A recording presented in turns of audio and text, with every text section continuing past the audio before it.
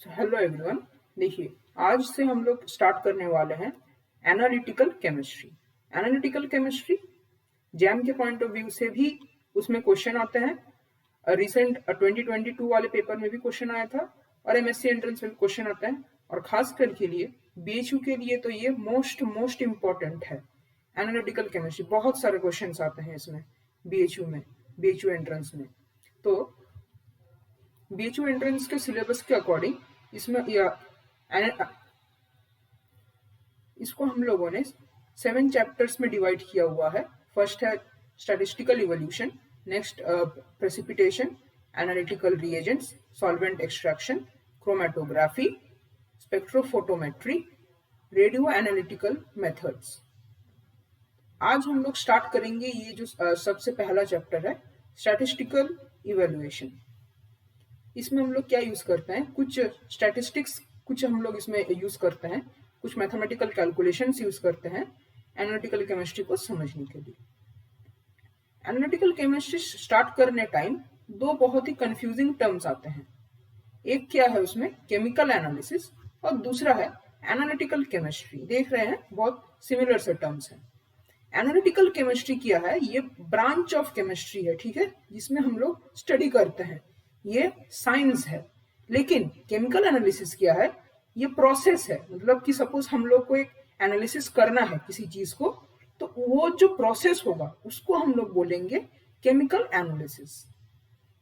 Analytical chemistry से फिर हम लोग यहाँ पर आते हैं एनालिसिस, मतलब किसी भी चीज को हम लोग को एनालाइज करना पड़ेगा कि वो चीज है क्या, ठीक है। तो वहां से हम लोग का टर्म आता है एनालिसिस। एनालिसिस में देखेंगे आप लोग कि दो तरीके के एनालिसिस होते हैं, qualitative analysis and quantitative analysis. Qualitative analysis में क्या होता है, इसमें बस हम लोग किसी एक एलिमेंट का प्रेजेंस बस चेक करते हैं कि ये पर्टिकुलर एलिमेंट प्रेजेंट है या एब्सेंट है। नेक्स्ट हम लोग आते हैं क्वांटिटेटिव एनालिसिस। इसमें हम लोग क्या करते हैं कि हम लोग बस इसका प्रेजेंस नहीं चेक करते, इसमें हम लोग उसको मेजर भी करते हैं कि कितना अमाउंट है वो एलिमेंट का, ठीक है। तो क्वांटिटेटिव एनालिसिस अभी के लिए हम लोग के लिए ज्यादा काम का है, तो हम लोग अभी क्वांटिटेटिव एनालिसिस के डिटेल्स में जाएंगे। देखिए, क्वांटिटेटिव एनालिसिस परफॉर्म करने के लिए 6 स्टेप्स हम लोग को फॉलो करने पड़ेंगे। उसमें से फर्स्ट स्टेप है defining the problem. Defining the problem में क्या है कि जो भी हम लोग को एनालाइज करना है, जो हम लोग को निकालना है, हम लोग का जो एम है वो होता है डिफाइनिंग द प्रॉब्लम, कि एक कुछ प्रॉब्लम होना चाहिए ना जिसके मतलब कि जो हम लोग को निकालना है। नेक्स्ट है ऑब्टेनिंग अ रिप्रेजेंटेटिव सैंपल। तो यदि हम लोग को किसी चीज को एनालाइज करना है तो उसके लिए एक हम लोग को सैंपल कलेक्ट करना पड़ेगा, उसी को हम लोग एनालाइज करेंगे, है ना। तो वो एक जो होता है वो होता है रिप्रेजेंटेटिव सैंपल। रिप्रेजेंटेटिव का मतलब है कि जो सैंपल हम लोग कलेक्ट करेंगे और एक्चुअल में जो रहेगा उन दोनों का प्रॉपर्टीज सेम होना चाहिए। जैसे कि सपोज कीजिए एक आयरन और का एक पूरा एक पत्थर है और उसमें से हम लोग को आयरन का एनालिसिस करना है कि उसमें कितना आयरन प्रेजेंट है। तो वो जो एक हम लोग को उसमें से सैंपल निकालना पड़ेगा, तो उसका हम लोग का एम क्या हो जाएगा, आयरन को फाइंड आउट करना, और उसमें हम लोग को एक सैंपल निकालना पड़ेगा जो सैंपल का प्रॉपर्टी हूबहू उस आयरन ओर से मैच करना चाहिए। और ये जो सैंपलिंग प्रोसेस होता है, ये होमोजीनस सैंपल भी हो सकता है और हेट्रोजीनस सैंपल भी हो सकता है। होमोजीनस सैंपल में मतलब जो पूरा का पूरा जो बल्क ऑफ मटेरियल है, एंटायर जो पूरा है, उसमें हर एक का कॉम्पोजिशन सेम रहेगा, ठीक है। इसको यदि मैं आपको समझाऊं तो सपोज कीजिए एक है आपके पास, एक आपके घर के पास में एक कोई छोटा सा एक कोई पॉन्ड टाइप का है। उसमें क्या है कि पानी उसमें स्टैग्नेंट रहता है। तो उसमें से यदि हम लोग कलेक्ट करेंगे सैंपल तो वो क्या से होगा, हर जगह से हम लोग लगभग सेम ही मिलेगा, तो वो हो जाएगा हम लोग के पास होमोजेनस सैंपल। अब यदि आप सोचिए कि हेट्रोजेनस सैंपल में यदि एक गंगा वाटर बह रहा है, अब उसमें से हम लोग वो उसमें क्या है कि पानी कंटिन्यूसली उसमें फ्लो होते जा रहा है, तो उसमें यदि आप 3-4 जगह से उसमें हम लोग को पानी कलेक्ट करना पड़ेगा सैंपलिंग करने के लिए, क्योंकि किसी एक पर्टिकुलर जगह का पानी पूरा का पूरा गंगा वाटर को रिप्रेजेंट नहीं कर सकता है। तो उसके लिए हम लोग को अलग अलग जगहों से पानी कलेक्ट करना पड़ेगा, उन सबको मिक्स करना पड़ेगा, उसको बोलते हैं हम लोग हेटेरोजेनस सैम्पलिंग। और ये जो हम लोग मिक्स करेंगे इस टोटल को हम लोग क्या बोलते हैं, ग्रॉस सैंपल बोलते हैं हम लोग इसको, ठीक है। और होमोजेनस सैंपल में जो हम लोग कलेक्ट करते हैं सैंपल, उसको हम लोग बोलते हैं क्रैब सैंपल। नेक्स्ट हम लोग के पास है choosing an appropriate analytical method. इसमें क्या है कि जो हम लोग को एनालाइज करना है उसमें हम लोग को एक हम लोग को सही मेथड चूज करना पड़ेगा ना। जैसे यदि हम लोग को सिल्वर आयन का यदि हम लोग को कंसेंट्रेशन निकालना है तो वो हम लोग टाइट्रेशन से भी कर सकते हैं और ग्रेविमेट्री से भी कर सकते हैं, ठीक है। या फिर सपोज कीजिए जैसे हम लोग को क्लोराइड आयन का निकालना है तो उसके लिए भी जैसे अलग अलग मेथड्स होते हैं, तो उनमें से हम लोग को मोस्ट अप्रोप्रिएट मेथड निकालना पड़ेगा, ठीक है। देखना पड़ेगा कि शायद उसका कॉस्ट कम हो या फिर शायद उसमें जल्दी से रिजल्ट मिल जाए, या और भी कई सारे फैक्टर्स होते हैं। नेक्स्ट हम लोग को क्या है, परफॉर्मिंग नेसेसरी केमिकल सेपरेशन। मतलब कि जो हम लोग सैंपल कलेक्ट किए हैं हो सकता है कि उसमें कुछ इम्प्यूरिटीज आ गया हो, उनको हम लोग को सेपरेट करना पड़ेगा, वो है केमिकल सेपरेशन। नेक्स्ट हम लोग के पास क्वांटिफिकेशन। क्वांटिफिकेशन स्टेप में एक्चुअली में हम लोग का एक्सपेरिमेंट परफॉर्म करते हैं, ठीक है। We perform the measurement. अब परफॉर्म करने के बाद हम लोग को कुछ वैल्यूज मिले, फिर वो नेक्स्ट स्टेप क्या है, इवेल्युएशन, जिसमें हम लोग उन वैल्यूज को कैलकुलेट करेंगे और हम लोग अपना रिजल्ट निकालेंगे और फिर उस रिजल्ट को हम लोग रिप्रेजेंट भी करेंगे, ठीक है। ये हो गया। अब हम लोग नेक्स्ट जो कुछ टॉपिक स्टार्ट करने वाले हैं वो है एक्यूरेसी एंड प्रिसीशन। ये बहुत इंपॉर्टेंट टर्म्स है विथ रेस्पेक्ट टू एंट्रेंस, तो ध्यान से लीजिएगा। हुबहू जो इसके जो डेफिनेशन से भी क्वेश्चन आया हुआ है कि एक्यूरेसी कहते किसे हैं, प्रिसीशन कहते किसे हैं, ठीक है। और इस क्लास के एंड होते होते आप लोगों को एकदम क्रिस्टल क्लियर हो जाएगा कि इन दोनों के बीच में क्या सिमिलरिटी है या क्या डिफरेंस है, क्या दोनों सेम है डिफरेंट है, सब क्लियर हो जाएगा। तो स्टार्ट करते हैं। एक्यूरेसी क्या है, it describes the correctness of an experiment.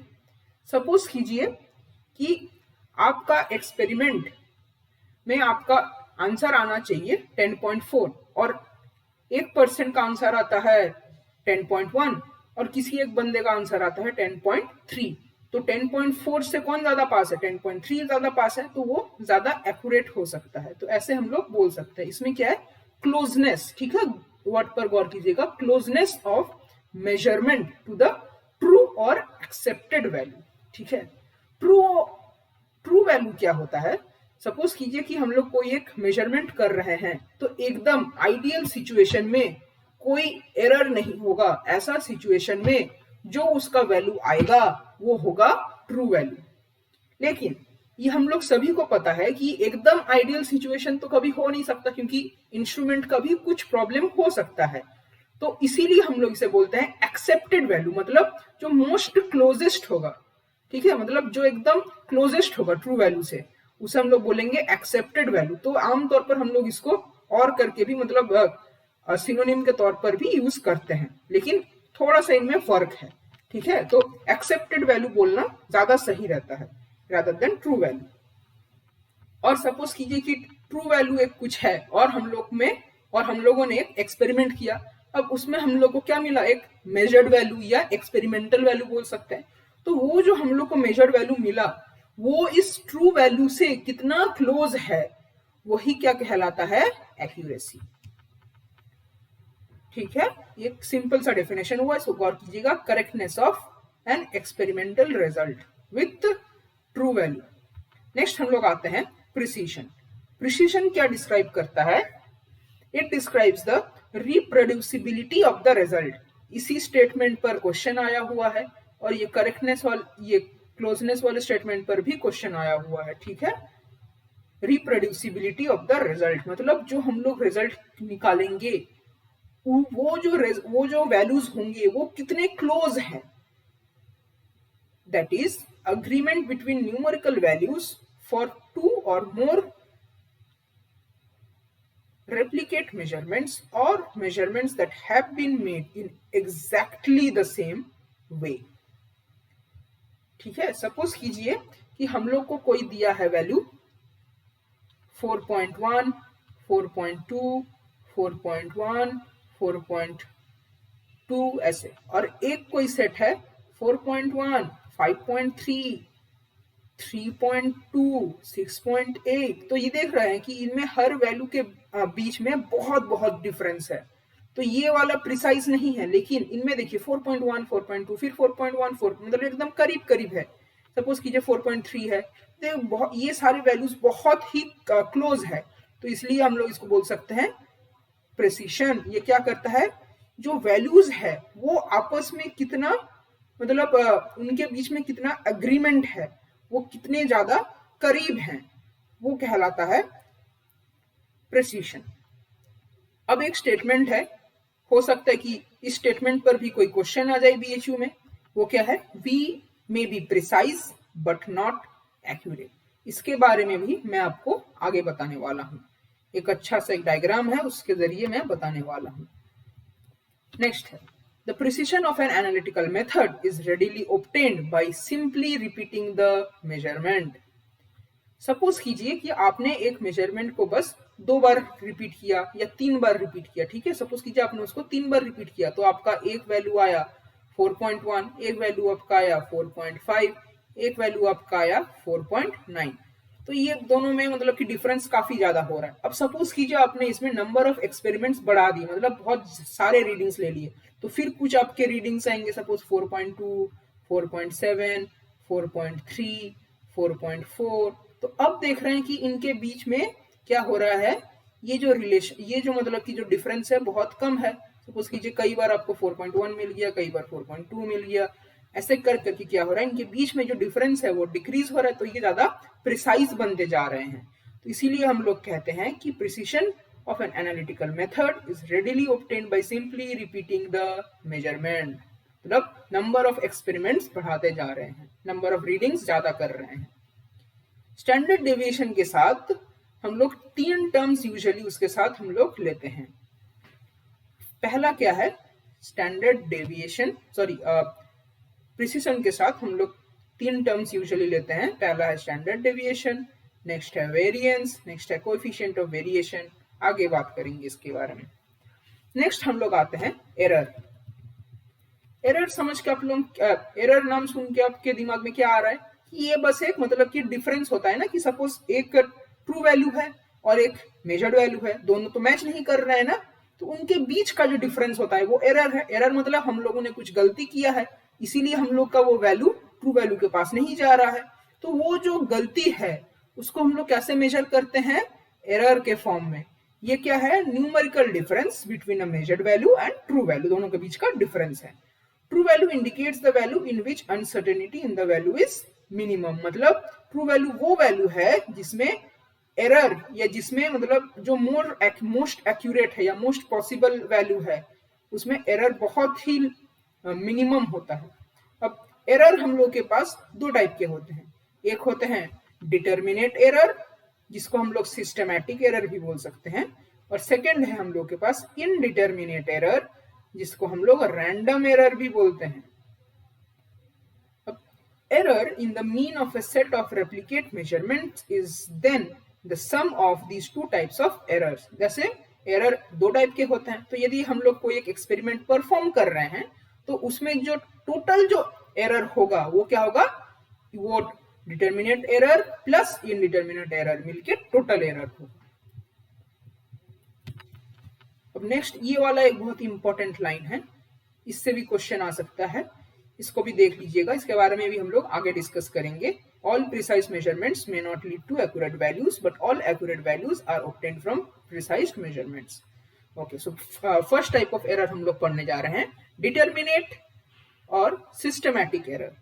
तो इससे हम लोग क्या समझ में आ रहा है, errors which can at least in principle be described to definite causes are termed as determinate error. Definite causes मतलब सपोज कीजिए एक आपका कोई एरर हुआ और आपको उसका कारण पता चल गया, कि सपोज कीजिए आपको टाइट्रेशन कर रहे हैं, अब आपने उसमें देखा कि आपका रीडिंग ज्यादा आ गया, तो आपको उसका एक कारण मिला कि आपने बहुत देर तक उस ब्यूरेट को खोल के रख दिया था, इसीलिए ज्यादा ड्रॉप्स गिर गए। तो वो आपको उसका कारण पता चल गया, इसलिए वो क्या है, determinate error. Determinate errors are generally unidirectional, ये भी अभी बताने वाला हूं आपको आगे, unidirectional with respect to true value. Determinate errors are reproducible, often reproducible. Next, examples of sources of determinate error, मतलब वो कैसे हो सकते हैं determinate error। Incorrectly calibrated instrument, सोचिए कि आपका इंस्ट्रूमेंट जो है वो कैलिब्रेटेड नहीं है। कैलिब्रेटेड मतलब उसमें एक कोई इंस्ट्रूमेंट रहता है आपके पास, सपोज कीजिए कोई एक बीकर है तो उसमें से कुछ मार्किंग रहता है ना, ये 100, 200, 300, तो वो उसको कैलिब्रेशन बोलते हैं। यदि यही रीडिंग, यही मार्किंग ठीक से नहीं है तो उसमें हम लोग का एरर आएगा। तो यदि ये हम लोग इसको पहचान गए कि इसके कारण ये हम लोगों का एरर हो रहा है, तो वो किस में आएगा, डिटर्मिनेट एरर के अंदर आएगा। नेक्स्ट क्या है, ब्यूरेट में ये जो कैलिब्रेशन इनकरेक्ट हो सकता है, ये किसमें हो सकता है, ब्यूरेट हो सकता है, पीएच मीटर हो सकता है, या फिर हम लोग का एक दूसरा क्या सोर्स होता है कि जो हम लोग रिएजेंट लेते हैं ना, टाइट्रेशन वगैरह, या और भी जो होता है ग्राविमेट्रिक वगैरह, उनमें रिएजेंट लिया जाता है। तो यदि वो रिएजेंट ही यदि सही नहीं है तो उसमें भी एरर आ सकते हैं। या फिर कोई सोचिए कि कोई साइड रिएक्शन ही चलने लग रहा है, हम लोग को कोई रिएक्शन करना है और देख रहे हैं कि साइड से कोई और रिएक्शन अपना चला रहा है, तो उसमें भी एरर आ सकता है। या फिर heating a sample at too high temperature, यदि हम लोग सैंपल को बहुत ज्यादा हीट कर देंगे तो उसमें भी कई सारे प्रॉब्लम्स क्रिएट होते हैं। Determinate errors can be classified as 3 types, methodic, operative and instrumental. ठीक है, इसके बारे में भी हम लोग बात करने वाले हैं। ये 3 टाइप के डिटर्मिनेट एरर्स हैं in accordance with origin. Methodic error क्या है कि जो आप मेथड जो आप परफॉर्म किए हैं, ठीक है, टाइट्रेशन के लिए या कोई भी एनालिसिस के लिए, उस मेथड में कुछ गड़बड़ी हो गया। कि सपोज आपको सोचिए कि आपको HCl के साथ NaOH पहले नहीं मिलाना है, सपोज आपको शायद से पानी पहले मिलाना हो, आपने पहले NaOH मिला दिया हो, या कुछ भी हो सकता है। तो वो जो मेथड जो आप यूज कर रहे हैं एनालिसिस करने के लिए, उसी में कुछ दिक्कत है, तो वो क्या हो जाएगा, आपका मेथोडिक एरर। नेक्स्ट है ऑपरेटिव एरर, जो आप ऑपरेशन परफॉर्म करेंगे प्रोसेस में, उसमें कुछ एरर आ जाएगा। वो मतलब कि आपका कुछ दिक्कत है, आपने कहीं पर कुछ गड़बड़ किया है हैंडलिंग में या कहीं पर। नेक्स्ट है इंस्ट्रूमेंटल एरर, मतलब जो डिवाइस आप यूज कर रहे हैं, पता चला कि वो डिवाइस ही खराब है, तब क्या करेंगे, तो वो उससे भी एक एरर आएगा ना, डिवाइस यदि खराब हो गया तो वो होगा इंस्ट्रूमेंटल एरर। नेक्स्ट हम लोग देखते हैं, determinate errors can also be classified as 2 types, constant errors and proportional errors. ठीक है, ये वाला जो डायग्राम आप देख रहे हैं ये भी बहुत इंपॉर्टेंट है, इसी को मैं आपको और अच्छी तरीके से समझा रहा हूं बाद में, पहले आप ये समझ लीजिए। पहला होता है कांस्टेंट एरर। कांस्टेंट एरर क्या है, देखिए इसको ध्यान से समझिए। सपोज कीजिए आपने एक बीकर लिया है, ठीक है, बीकर में यहां पर एक मार्क है 100 ml, ठीक है। अब आपने क्या किया कि इसमें से आपको पानी मेजर करना है। यदि आप इसमें पानी भर रहे हैं 100 ml तक, तो वो पानी एक्चुअली में भरा है 110 ml, एक्चुअली में वो पानी भरा है, तो आपका इसमें क्या है, 10 ml का आपका एरर हो गया, ठीक है। लेकिन यदि सोचिए, अच्छा ये एग्जाम्पल यहाँ पर बहुत अच्छा दिया हुआ, देखिए, constant error is independent of magnitude of measured quantity and hence become less significant as the magnitude increases। मतलब यदि हम लोग number of experiments, या फिर देखिए रुकिए, ये एग्जाम्पल देखिए अच्छे से। If a constant endpoint error of 0.1 ml is made in a series of titrations, this represents a relative error of 1% for a sample requiring 10 ml of titrant, but only 0.2% if 50 ml of titrant is used। ठीक है, suppose कीजिए आपने एक, क्या करते हैं हम लोग टाइट्रेशन में, एक यहाँ पर एक हम लोग ब्यूरेट लेते हैं, एक यहाँ पर हम लोग के पास एक कॉनिकल फ्लास्क होता है, ठीक है, इसके अंदर हम लोग कुछ भरते हैं ना, फिर हम लोग यहाँ से टाइटेट करते, फिर यहाँ पर एक कुछ कलर चेंज होता है, फिर हम लोग को वहां पर एक एंड पॉइंट मिलता है। तो सपोज वो एंड पॉइंट का जो वैल्यू है वो सपोज कीजिए कि आ रहा है 7.6 ml, ठीक है, 7.6 ml। अब उसमें क्या बोल रहा है कि इसमें 0.10 ml का एरर है, मतलब इसमें ये वैल्यू या तो 7.5 भी हो सकता है या तो 7.7 भी हो सकता है, मतलब 0.1 प्लस माइनस कुछ भी हो सकता है। तो ये एक एरर आ रहा है ना, मतलब यदि हम लोग 10 ml लिए तो इसका ये रीडिंग कितना आ रहा है 7.6। तो इसमें ये एरर जो हो रहा है वो कितना क्या हो रहा है 1% एरर हो रहा है, ठीक है, फॉर 10 ml ऑफ दिस।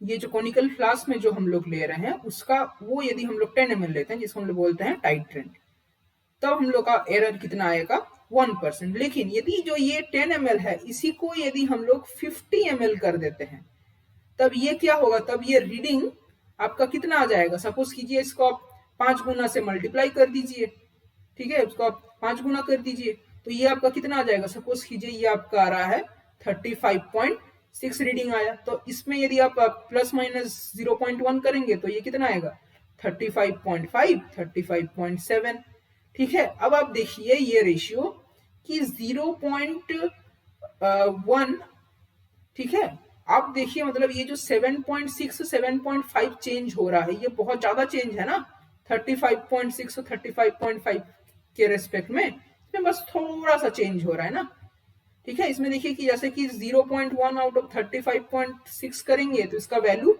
कम आएगा, लेकिन यदि आप लोग 0.1 आउट ऑफ 7.6 करेंगे तो इसका वैल्यू ज्यादा आएगा। तो इसमें क्या हो रहा है कि ये ज्यादा चेंज आ रहा है, लेकिन इसमें क्या हो रहा है ये कम चेंज आ रहा है। तो यानी यदि हम लोग जो ये वैल्यू को बढ़ाएंगे, ठीक है, जो हम लोग को ये मेजर करना है इसका जो वॉल्यूम, इसका जो वैल्यू है उसको यदि हम लोग बढ़ाएंगे तो हम लोग का जो एरर है वो डिक्रीज हो जाएगा, ठीक है, जो उसका एरर परसेंटेज है वो डिक्रीज हो जाएगा। मतलब ये जो एरर है वो तो उतने का उतना ही रह रहा है, 0.1 इसमें भी है 0.1 इसमें भी है, इसीलिए इसका नाम है कांस्टेंट एरर। ये एरर तो कांस्टेंट रह रहा है लेकिन इसका जो परसेंटेज है वो डिक्रीज हो जाएगा। और इसमें क्या बोल रहे हैं, तो ये एक तरीके से हम लोग किस में यूज कर सकते हैं, मिनिमाइजिंग कांस्टेंट एरर, ठीक है। यदि हम लोग को कांस्टेंट एरर मिल रहा है तो यदि हम लोग उसको मिनिमाइज करना चाहते हैं तो हम लोग ये कर सकते हैं क्या कि उसका जो मैग्नीट्यूड है उसको हम लोग बढ़ा देंगे, जैसे 10 से हम लोग 50 या 10 से 100 कर दिए, 10 से 1000 कर दिए तो ये बहुत लेस एरर आ जाएगा। तो उस तरीके से हम लोग कांस्टेंट एरर को रिड्यूस कर सकते हैं। और क्या बोल रहा है कि constant error is independent of magnitude, ठीक है, मतलब यदि हम लोग 10 ml लेंगे तो भी हम लोग का कांस्टेंट एरर कितना आएगा 0.1, यदि हम लोग 50 ml लेंगे टाइट्रेंट का तो भी हम लोग का कांस्टेंट एरर क्या आएगा 0.1, मतलब ये 10 पे या 50 पे डिपेंड नहीं करता, ये इंडिपेंडेंट है। तो ये हो गया कांस्टेंट एरर। नेक्स्ट हम लोग आते हैं proportional error. The absolute values of this type of error varies with sample size। इसमें क्या था, जो ये सैंपल साइज था, ठीक है, 10 ml या 50 ml, इसके साथ ये वेरी नहीं कर रहा था, कांस्टेंट था। लेकिन प्रोपोर्शनल एरर में क्या है, ये वेरी करेगा। यदि हम लोग सैंपल साइज बढ़ाएंगे, यदि सैंपल साइज बढ़ाएंगे तो एरर भी बढ़ेगा। In such a way that relative error remain same, लेकिन जो रिलेटिव एरर है वो सेम रहेगा। समझिए एग्जाम्पल के जरिए। In the iodometric determination of an oxidant like chlorate, another oxidizing agent such as bromate would cause high results if its presence were suspected, unsuspected, and not correct for. Taking larger samples would increase the absolute error, but the relative error remain constant provided the sample was homogeneous। इसमें क्या बोल रहे हैं, absolute error जो है वो तो बढ़ेगा लेकिन जो रिलेटिव एरर है वो कांस्टेंट रहेगा। अच्छा रुकिए, ये एब्सोल्यूट एरर और रिलेटिव एरर हम लोग नीचे करने वाले हैं ना, आगे हम लोग करेंगे। अब हम लोग आते हैं तो उस टाइम फिर आपको ये समझ आ जाएगा। अब हम लोग देखते हैं इनडिटर्मिनेट एरर। अब तक हम लोग क्या देखे थे, डिटर्मिनेट एरर, मतलब जो एरर जो हुआ है तो उसका कॉज हम लोग को पता है, लेकिन इनडिटर्मिनेट एरर क्या है, ये कैसे होता है ये पता नहीं चलता, ये एक्सीडेंटल एरर है। ठीक है, इसको हम लोग एक्सीडेंटल एरर भी बोल सकते हैं। इसको ये हम लोग को कोई मतलब नॉन कॉज नहीं है, इसको हम लोग कोई ऐसे कॉज नहीं बता सकते कि इस कारण से हुआ है, बट ये होते हैं। ठीक है, दे inevitably attend measurements made by human beings. They are random, ये random होते हैं नेचर में, and lead to both high and low results with equal probability. ठीक है, अब मैं आपको समझाता हूं कि ये both high and low results मतलब यहाँ पर हम लोग बोल रहे हैं इसको बाई डायरेक्शनल। क्या बोल रहे हैं हम लोग यहाँ पर इसको? By directional. ठीक है, देखिए डिटर्मिनेट एरर क्या होता है। सपोज कीजिए हम लोग का जो ट्रू वैल्यू है वो है हम लोग के पास 7.5। यदि हम लोग के पास डिटर्मिनेट एरर होगा तो वो किसी एक डायरेक्शन में जाएगा। मतलब यदि हम लोग का एरर है, सपोज कीजिए यदि हम लोग का एरर है सपोज कीजिए 0.1, फिर यदि हम लोग का एक एरर है 0.2, तो ये हमेशा या तो हमेशा प्लस रहेगा या तो हमेशा ये माइनस रहेगा। एक साथ दोनों नहीं हो सकते हैं, ये हमेशा एक ही दिशा में जाएगा, या तो इस दिशा में जाएगा या फिर इस दिशा में जाएगा, किसी एक में ही जाएगा। लेकिन इनडिटर्मिनेट जो एरर होता है वो दोनों डायरेक्शन में जा सकते हैं, इसीलिए हम लोग इसे बाई डायरेक्शनल बोलते हैं। ठीक है, और डिटर्मिनेट को यूनिडायरेक्शनल बोलते हैं। इनडिटर्मिनेट एरर देख लीजिए, it can not be determined, इसको हम लोग निकाल नहीं सकते, इसका कॉज नहीं पता कर सकते, और ये रैंडम होता है, इसका कोई नोन कॉज नहीं होता है। They can not be eliminated, इसको हम लोग एलिमिनेट नहीं, क्योंकि जब हम लोग को इसका कॉज नहीं पता तो हम लोग इससे कैसे बचेंगे, है ना। लेकिन डिटर्मिनेट एरर को हम लोग रिड्यूस कर सकते हैं, it is beyond our control. जब कॉज ही नहीं पता तो हम लोग रोकेंगे कैसे, तो हम लोग उसको कंट्रोल ही नहीं कर पाएंगे। They cannot be eliminated or corrected and are ultimately limitation of the measurement। तो इसके चलते हम लोग को एकदम ट्रू वैल्यू तो मिलेगा नहीं, इसीलिए हम लोग को मेजर्ड वैल्यू मिलता है, या फिर हम लोग को यदि आइडियल कंडीशन हो तो हम लोग उसमें एक्सेप्टेड वैल्यू मिलता है। They can be treated by statistics and repeated measurements on the same variable can have the effect of reducing their importance। ठीक है, यदि हम लोग उसको स्टैटिस्टिक्स लगाए, रिपीटेड मेजरमेंट्स करें, तब शायद हम लोग कुछ हद तक में भी उसको रिड्यूस कर पाएंगे। ये स्टेटमेंट देख लीजिए, indeterminate errors really originate in the limited ability of the analyst to control और make corrections for external conditions और in his inability to recognize the appearance of factors that will result in the errors. मतलब यदि हम analyst हैं तो यदि मुझे यही नहीं पता कि ये मतलब यदि मैं इसको रिकॉग्नाइज नहीं कर पा रहा हूँ एरर को, ये एरर कौन से फैक्टर के कारण आ रहा है, तो भी मे बी वो एक इनडिटर्मिनेट एरर होगा।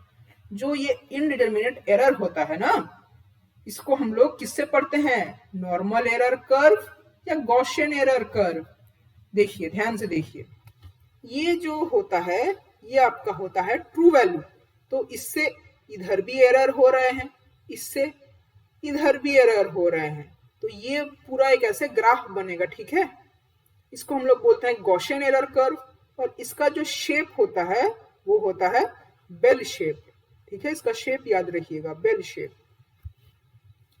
इसमें हम लोग क्या देखते हैं, इस एक्सिस में रहता है, एक्स एक्सिस में क्या रहता है स्टैंडर्ड डेविएशन, वाई एक्सिस में क्या रहता है फ्रीक्वेंसी। ठीक है, कितना बार एक्सपेरिमेंट किए और इसमें क्या रहता है, मतलब कितना टाइम एक कोई पर्टिकुलर वैल्यू आ रहा है वो उसका फ्रीक्वेंसी हो गया, और इसमें इसका स्टैंडर्ड डेविएशन हो गया। स्टैंडर्ड डेविएशन हम लोग आगे पढ़ने वाले हैं। वेज ऑफ एक्सप्रेसिंग एक्यूरेसी, तो जो मैं बता रहा था कि एक्यूरेसी को हम लोग किस किस टर्म्स में पढ़ते हैं, एब्सोल्यूट एरर पढ़ते हैं, मीन एरर पढ़ते हैं, रिलेटिव एरर पढ़ते हैं। एब्सोल्यूट एरर क्या है, बस वो एक सिंपली बस डिफरेंस है किसमें, experimental value and true value में। और इसमें हम लोग क्या करते हैं, इसमें हम लोग साइन यूज करते हैं। ठीक है, एब्सोल्यूट एरर में साइन यूज करेंगे। It is reported in the same units as the measurement, इसमें हम लोग यूनिट भी यूज करेंगे। ठीक है, जैसे कि सपोज हम लोग का मेजर्ड वैल्यू क्या है, हम लोग का मेजर्ड वैल्यू है 5.4 ग्राम, एक ट्रू वैल्यू क्या है 5.8 ग्राम। तो यदि हम लोग को एब्सोल्यूट एरर निकालना है तो वो क्या हो जाएगा 5.8 माइनस 5.4, यह आ जाएगा आपका 0.4 ग्राम। ये प्लस रहेगा तो प्लस होगा, माइनस रहेगा तो माइनस होगा, और ये ग्राम जो इसका यूनिट भी हम लोग को लेना पड़ेगा। तो इसका फॉर्मूला हो गया absolute error is equal to experimental value minus true value. तो ये हम लोगों ने थोड़ा उल्टा किया हुआ है, तो इसमें हम लोग का ये एक्सपेरिमेंटल वैल्यू है, ठीक है, और ये ट्रू वैल्यू है, तो ये हम लोग का माइनस 0.4 ग्राम आ जाएगा। नेक्स्ट देखिए mean error, it is measured at the value as the it is the measured value. If the measured value is the average of several measurements, the error is called mean error. Mean error can also be calculated by taking difference with record the sign of individual test results from the true value. ये क्या है, बस mean है। आप लोग statistics में पढ़े थे ना मीन वगैरह। सपोज कीजिए हम लोग को बहुत सारे ऐसे वैल्यूज मिले हैं, उन सारे वैल्यूज को हम लोग प्लस कर देंगे, ठीक है, सारे वैल्यूज को प्लस कर देंगे। एक्स आई क्या है, इंडिविजुअल कुछ वैल्यूज मिलेंगे ना, 5.3, 5.4, 5.5, तो उन सारे को हम लोग प्लस कर देंगे, और जितने नंबर ऑफ एक्सपेरिमेंट्स हुए हैं वो होता है n, तो उसमें हम लोग उसको डिवाइड कर देंगे n से। जैसे आप यदि एग्जांपल ले तो यदि हम लोग के पास वैल्यूज आया 2.2 प्लस 2.3, 2.4, 2.5, ये हम लोग के पास चार वैल्यूज आए, चार वैल्यूज आए, तो उन सबको हम लोग ऐड कर देंगे, और क्योंकि ये चार आए दूसरे नीचे हम लोग चार लिख देंगे। ये आपका हो जाएगा n का वैल्यू, ये आपका हर एक इंडिविजुअल xi है, और ये टोटल जो हम लोग के पास आएगा वो आएगा x बार, मतलब मीन। नेक्स्ट हम लोग देखते हैं relative error. The absolute of mean error expressed as percentage of the true value is relative error. इसको हम लोग परसेंटेज के फॉर्म में एक्सप्रेस करते हैं। ये एब्सोल्यूट वैल्यू होता है, मतलब इसमें हम लोग साइन का यूज नहीं करेंगे, प्लस या माइनस नहीं लिखना है, लेकिन एब्सोल्यूट एरर में हम लोग लिखते हैं, बट रिलेटिव एरर में नहीं लिखते हैं। It can be expressed in percentage or parts per thousand. The error is most frequently expressed relative to the size of the measured quantity. तो रिलेटिव एरर निकालने का फॉर्मूला देख लीजिए। एब्सोल्यूट एरर का मैग्नीट्यूड लेना है, गौर कीजिएगा, मैग्नीट्यूड लेना है divided by true value into 100 यदि आपको परसेंटेज में लाना है, और यदि आपको पार्ट्स पर थाउजेंड में लाना है तो इनटू 1000 कर दीजिएगा 100 की जगह। बहुत सिंपल है। अब हम लोग कुछ न्यूमेरिकल देख लेते हैं। Analyst A finds the value of, ठीक है, एक वैल्यू हम लोग के पास 20.44 आया आयरन का, दूसरा वैल्यू हम लोग के पास आया और सैंपल विच एक्चुअली कंटेन्स इतना। एक्चुअली देखिए ये एक्चुअली लिखा है, मतलब ये इसका ट्रू वैल्यू है या एक्सेप्टेड वैल्यू है। Find out the absolute error, तो ये इसका ट्रू वैल्यू है, ये उसका मेजर्ड वैल्यू है। तो एब्सोल्यूट एरर क्या होता है, एक्सपेरिमेंटल या मेजर्ड वैल्यू माइनस ट्रू या एक्सेप्टेड वैल्यू। तो ये उसका एब्सोल्यूट एरर निकल गया। फिर इसका हम लोग को मैग्नीट्यूड लेना है, सॉरी इसका हम लोग को देखिए इसमें क्या लिखा है, इसका हम लोग को एब्सोल्यूट वैल्यू लेना है, ठीक है, इसका एब्सोल्यूट वैल्यू लेंगे, फिर उससे हम लोग निकालेंगे इसका रिलेटिव एरर। रिलेटिव एरर यदि हम लोग को परसेंटेज में निकालना है तो ये आ जाएगा, इसका कैलकुलेशन ये देख लीजिए, सिंपल है। ये उसका जो एब्सोल्यूट वैल्यू होगा एब्सोल्यूट एरर का बाई उसका ट्रू वैल्यू, है ना, इंटू 100 कर देंगे तो परसेंटेज में आ जाएगा, इंटू 1000 कर देंगे तो पार्ट्स पर थाउजेंड में आ जाएगा, जिसको हम लोग पार्ट्स पर थाउजेंड मतलब PPT, parts per thousand. Next देखिए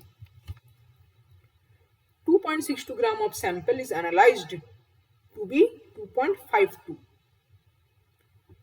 इज एनालाइज्ड टू बी, मतलब ये हम लोग का मेजर्ड वैल्यू आ गया और ये हम लोग का ट्रू वैल्यू आ गया। ध्यान से इन स्टेटमेंट्स को पढ़िएगा और समझने का कोशिश कीजिएगा। Find the absolute error and also relative error, तो मेजर्ड माइनस ट्रू वैल्यू ये आपको हो जाएगा एब्सोल्यूट एरर, फिर उसी का हम लोग को मैग्नीट्यूड लेना है, मतलब सॉरी उसी का हम लोग को एब्सोल्यूट वैल्यू लेना है, तो हम लोग का आ जाएगा रिलेटिव एरर। ये माइनस साइन नहीं होगा, ठीक है, ये माइनस साइन नहीं होगा इनमें। और इसमें देखिएगा कि इसमें हम लोग यूनिट लिखते हैं एब्सोल्यूट एरर में, लेकिन रिलेटिव एरर में यूनिट नहीं, परसेंटेज या पार्ट्स पर 1000 पीपीटी लिखते हैं। नेक्स्ट आ जाइए,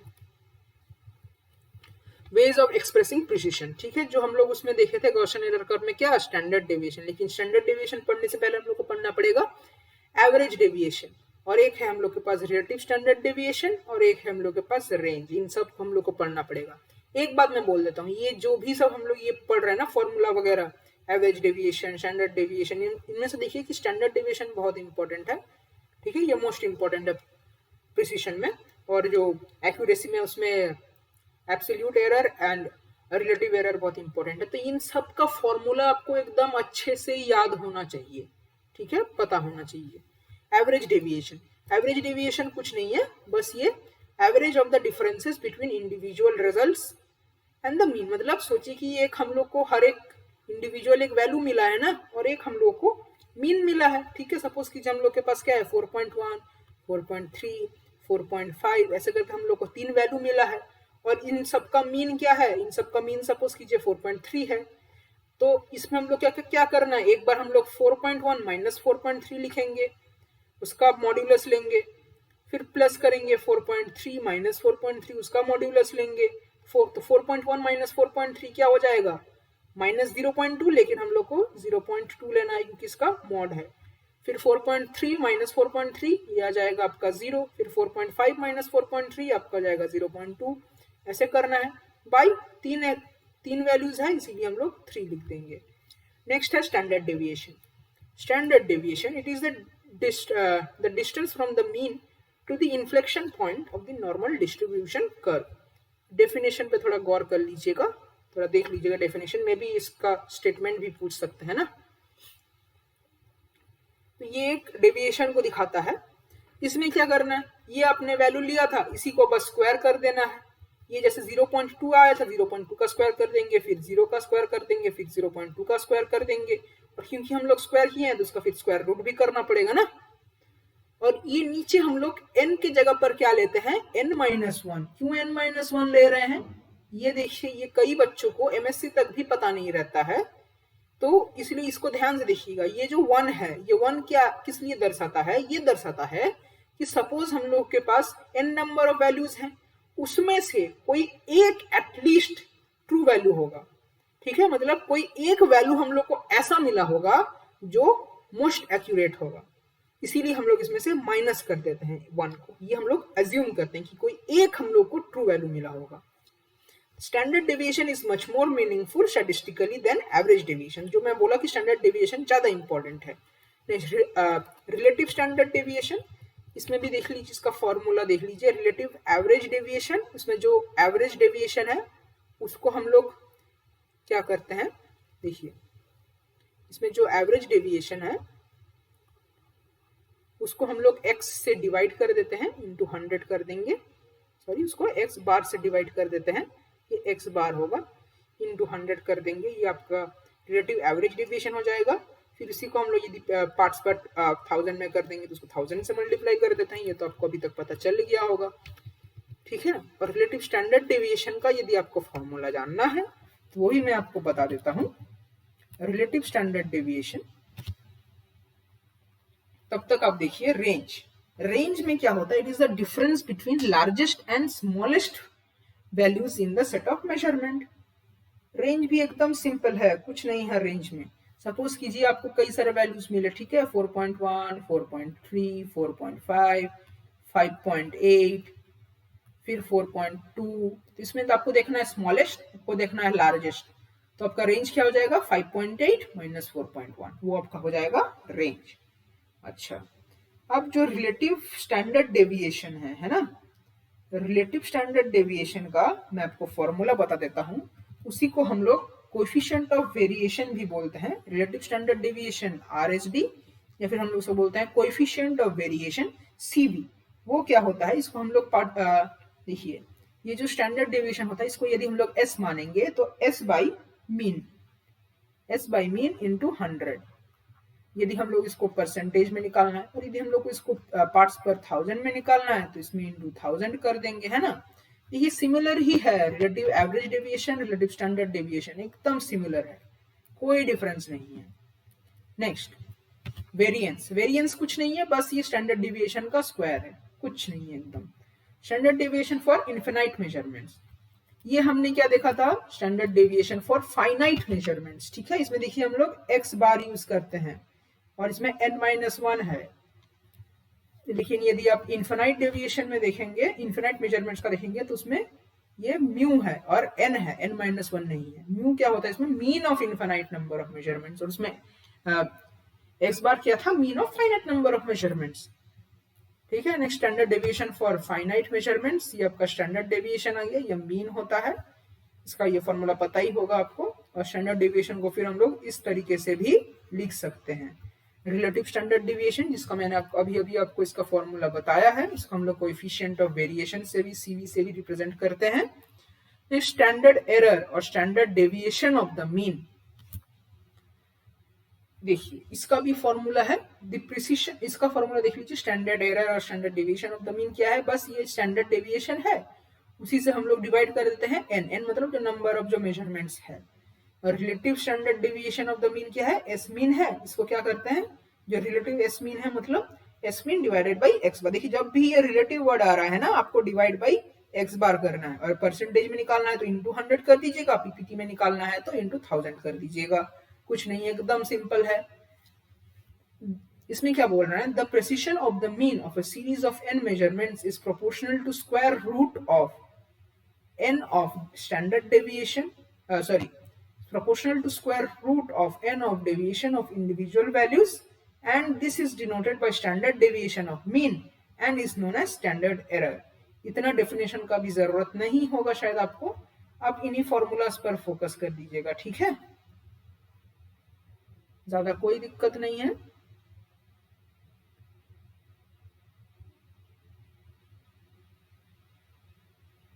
चलिए नेक्स्ट हम लोग एक न्यूमेरिकल कर लेते हैं, calculate the mean and standard deviation of the following set, ठीक है। ये हम लोग को 3 वैल्यू दे दिए गए हैं, तो तीनों वैल्यू का हम लोग को मीन निकालना है। मीन में क्या करेंगे, तीनों को ऐड कर देंगे, ऐड करके 3 से डिवाइड कर देंगे, तो ये हम लोग का मीन आ जाएगा। इसमें देखिए हम लोग यूनिट लिखेंगे। अब हम लोग को ये xi माइनस एक्स बार का ये स्क्वायर निकालना पड़ेगा ना, स्टैंडर्ड डेविएशन का फॉर्मूला याद कीजिए, ये वाला है ना, तो इसमें हम लोग को ये चाहिए, तो ये हम लोग हर एक मेजरमेंट के लिए ये हम लोग निकाल देते हैं कि xi क्या है, यही सब मेजरमेंट है ना, तो यही हम लोग निकाल दे रहे हैं। फिर स्टैंडर्ड डेविएशन, इसमें हम लोग n-1 यूज करते हैं, क्यों करते हैं वो मैंने आपको बता दिया है। तो इसी तरीके से हम लोग स्टैंडर्ड डेविएशन निकाल लेते हैं।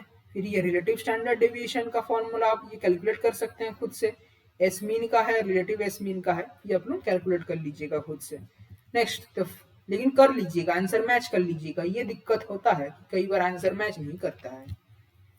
फिर से हम लोग को कुछ वैल्यूज दिया हुआ है, ठीक है, ये 4 वैल्यूज हम लोग को दिया है, इसका हम लोग को निकालना है standard deviation of mean and relative standard deviation.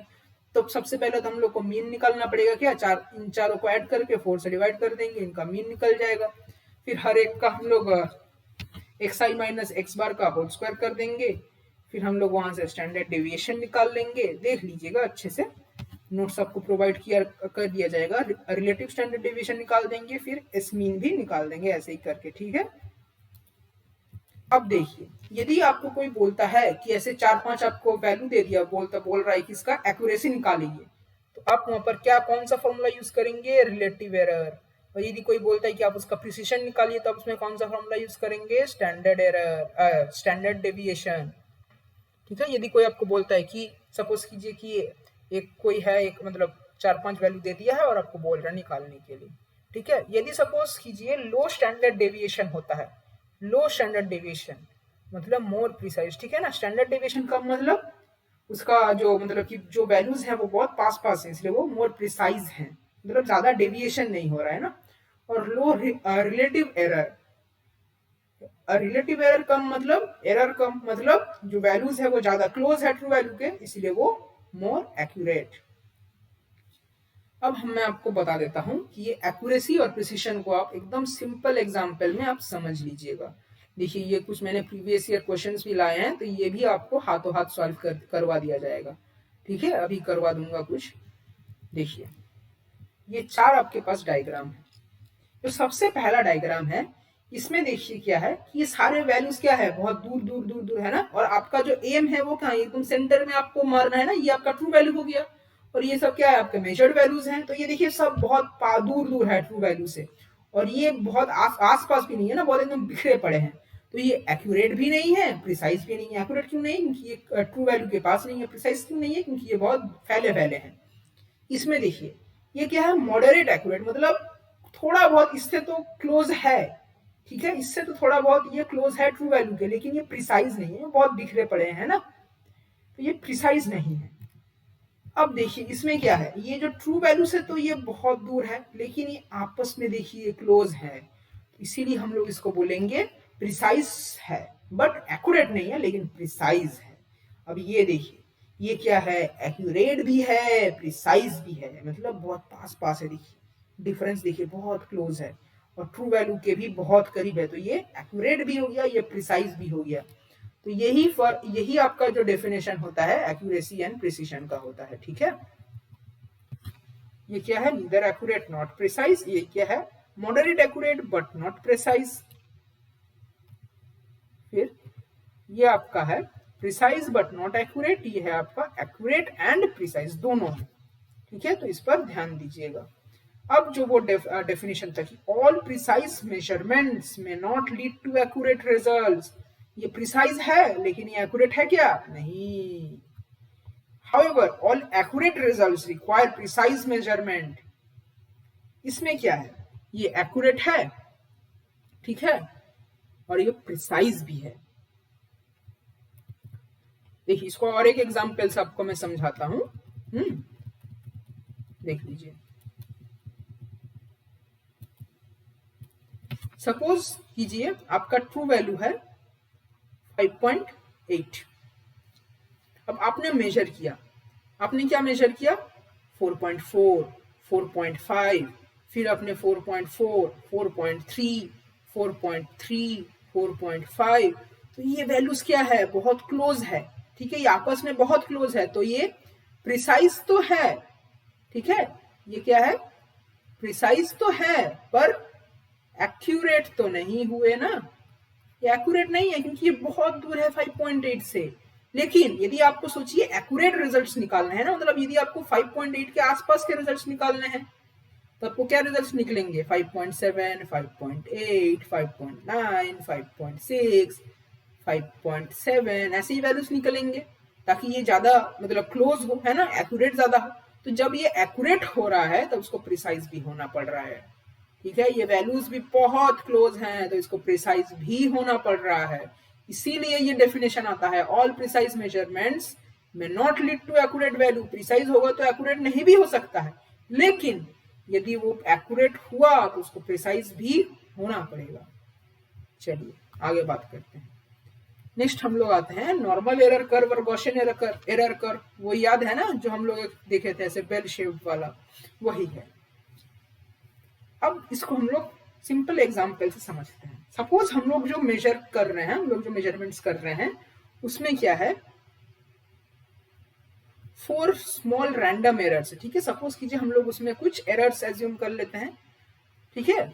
वो एरर्स हम लोग सपोज नाम देते हैं, एक एरर है U1, दूसरा है U2, तीसरा है U3, चौथा है U4, और ये सब मिल के एक कोई वैल्यू दे रहा है जो है हम लोग के पास U के बराबर, ठीक है। अब ये एरर प्लस भी हो सकता है, माइनस भी हो सकता है, ठीक है।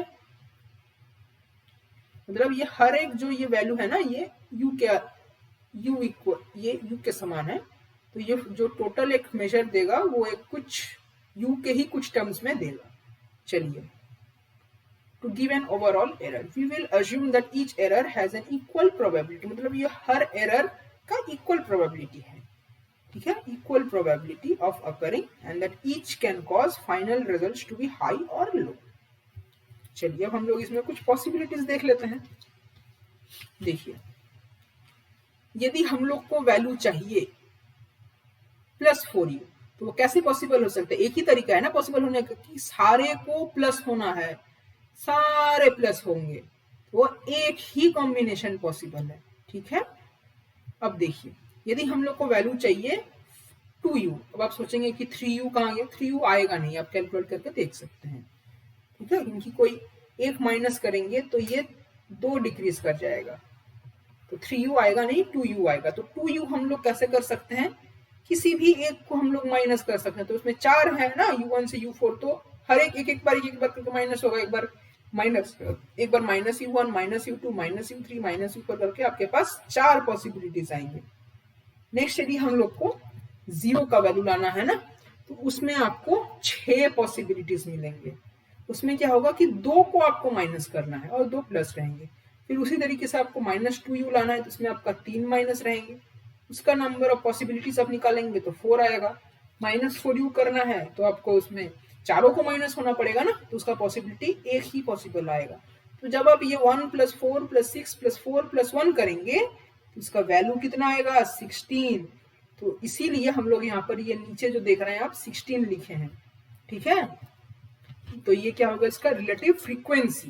फ्रीक्वेंसी मतलब ये कितने बार आ रहा है ना, उसका जो रिलेटिव फ्रीक्वेंसी है वो क्या है, 16 में से एक ही बार आएगा। ये इसका देखिए, ये हो गया उसका रिलेटिव फ्रीक्वेंसी, ऐसे करके हर एक का है, ठीक है। तो इसमें क्या दिख रहा है, जो ये 0 है, u क्या है हम लोग का, एरर है ना, प्लस u हो या माइनस u हो, एरर ही रिप्रेजेंट करता है। 0 मतलब एररलेस है, ट्रू वैल्यू के पास है। उसका जो आप ये फ्रीक्वेंसी देख रहे हैं सबसे ज्यादा है, देख लीजिए 0.3, ये सब क्या है 0.2 है, 0.06 है। तो ये 0 में इसका वैल्यू सबसे ज्यादा है फ्रीक्वेंसी का, यही हम लोग देखने वाले हैं इसके आगे। This table shows all possible ways the 4 errors can combine, ठीक है। ये भी आप पढ़ लीजिएगा, note that one combination leads to deviation of +4, ये सब है। तो इसमें हम लोग को रेशियो क्या मिल रहा है, 1:4:4 6:4:1।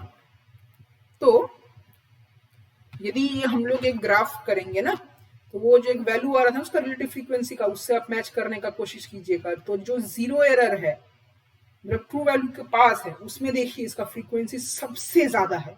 फिर जैसे जैसे हम लोग का एरर बढ़ते जा रहा है वैसे वैसे ये फ्रीक्वेंसी भी डिक्रीज कर रहा है। इसी तरीके से हम लोग को ये मिलता है एक बेल शेप्ड कर्व। और इसमें एक जो बहुत ही अच्छा एक जो कंक्लूजन निकलता है वो क्या है, सपोज हम लोग को जो वैल्यूज मिलेंगे ना, तो जो ट्रू वैल्यू होगा या उसके आसपास से, मतलब कि ±2u तक में हम लोग को 66.26% हम लोग के रिजल्ट उसी में से लाई करेंगे। मतलब इतने में ही हम लोग का ज्यादातर वैल्यू लाई करेगा, 66.26। और यदि हम लोग को थोड़ा सा और बढ़ा देते हैं ना, +4 से -4, तो 95.46, तो +4 से -4 के बीच में लाई कर जाएगा। और यदि हम लोग उसको +6 तक कर देंगे तो 99.74% लाई कर जाएगा उसमें से रिजल्ट्स, ठीक है। तो ये उसका एक बहुत अच्छा फीचर है, इसका नॉर्मल एरर कर्व या गॉसियन एरर कर्व। ये हम लोग क्या मेजर कर रहे हैं इधर, डेविएशन फ्रॉम द मीन, ठीक है। यहाँ पर हम लोग मेजर कर रहे हैं रिलेटिव फ्रीक्वेंसी।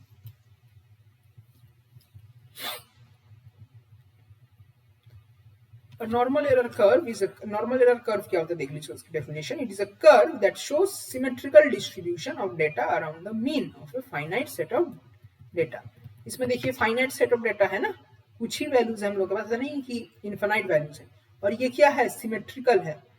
देखिए यदि आप ऐसे ऐसे से कर देखेंगे तो ये दोनों तरफ आपको सेम दिखेंगे ना, ये सिमेट्रिकल है।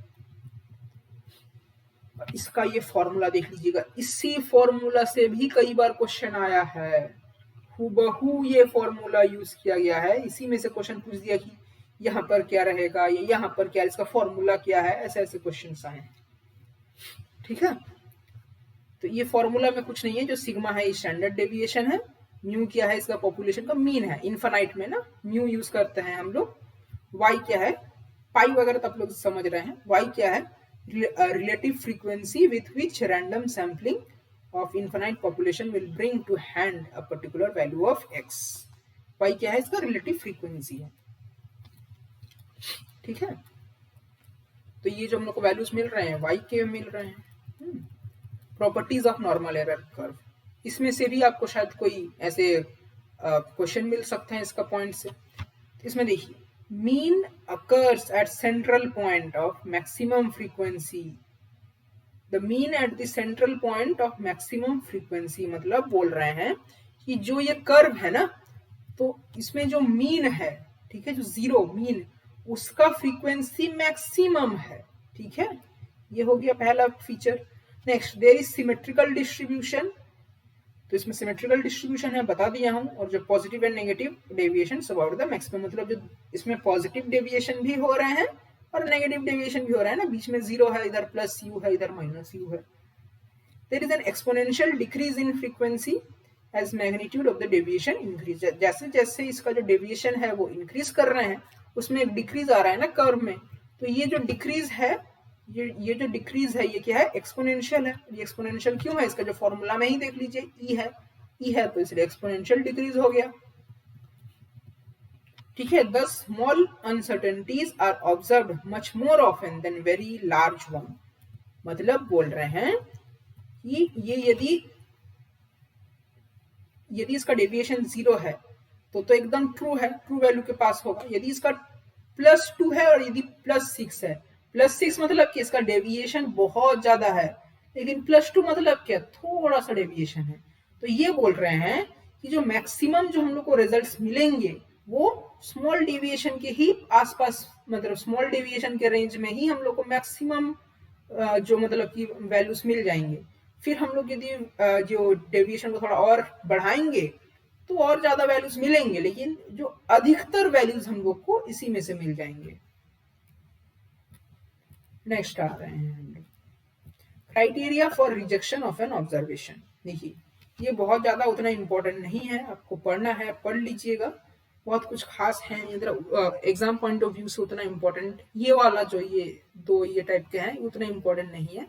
इसमें क्या हो रहा है कि सपोज हम लोग को एक कुछ ऑब्जर्वेशन मिला है, उसको हम लोग को लेना है या उसको हम लोग को रिजेक्ट करना है, उसके लिए तो उसमें हम लोग को error of the first kind मिल जाएगा और error of the second kind मिल जाएगा।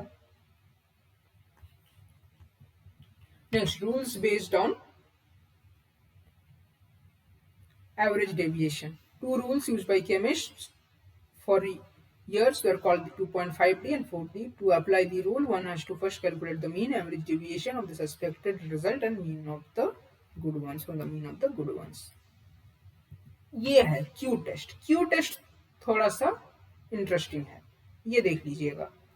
ये किसने डिस्क्राइब किया है, Dean and Dixon, and it is statistically correct and it is very easy to apply and confidence level is very high। ये मतलब statistical measurement है ना, statistics यूज कर रहे हैं, easy भी है, और इसमें क्या है, जो confidence level है हाई। confidence level अभी आपको जानने का जरूरत नहीं है, ये हम लोग को MSc में पढ़ाया जाता है, बस सोच लीजिए, समझ लीजिए कि कुछ है बस।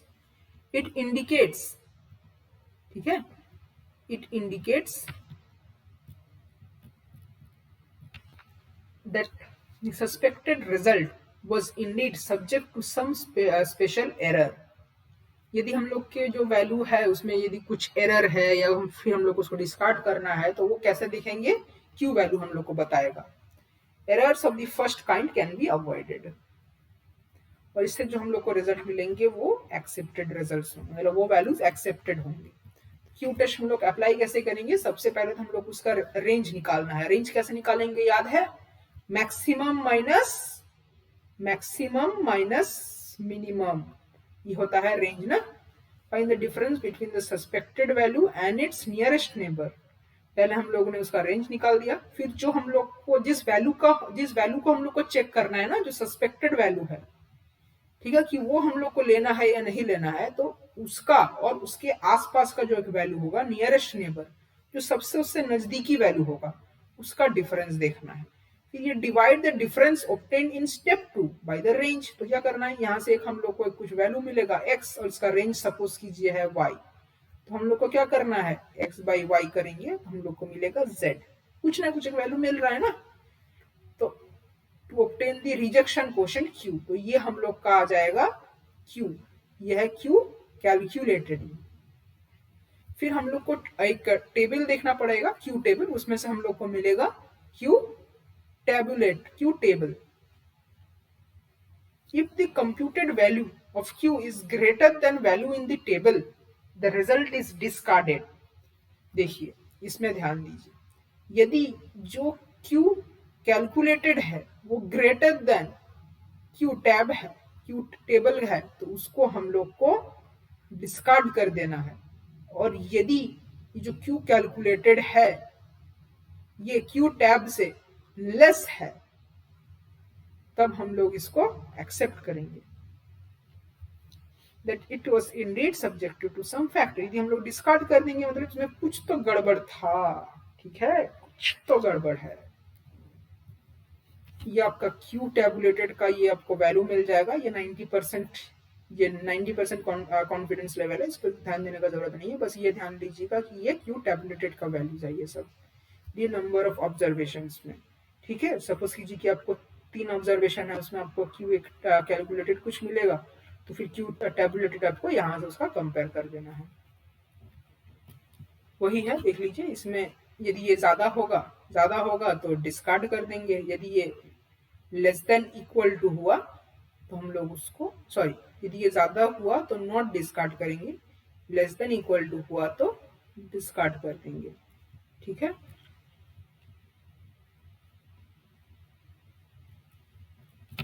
इसको